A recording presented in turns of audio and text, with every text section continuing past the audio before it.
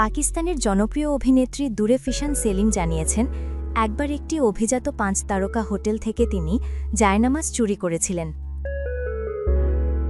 একটি টেলিভিশন অনুষ্ঠানে দুরে ফিশানের এই স্বীকারোক্তিতে হতবাক অনুষ্ঠানের সঞ্চালক নিদা ইয়াসির এবং সহ অতিথি মিকায়েল জুলফিকার।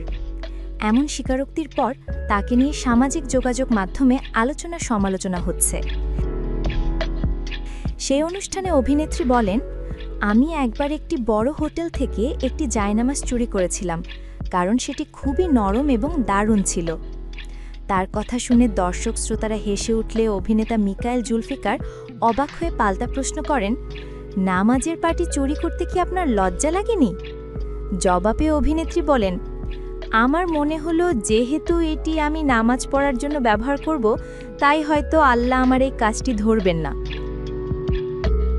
দুরে ফিশানের এমন মন্তব্যের পর রসিকতা ধরে রাখতে পারেননি অভিনেতা মিকায়েল জুলফিকার। তিনি সঙ্গে সঙ্গে পাল্টা কৌতুক করে বলেন, তাহলে তো মসজিদের বাইরে থেকে যারা জুতা চুরি করে তাদেরও মাফ হয়ে যাওয়া উচিত।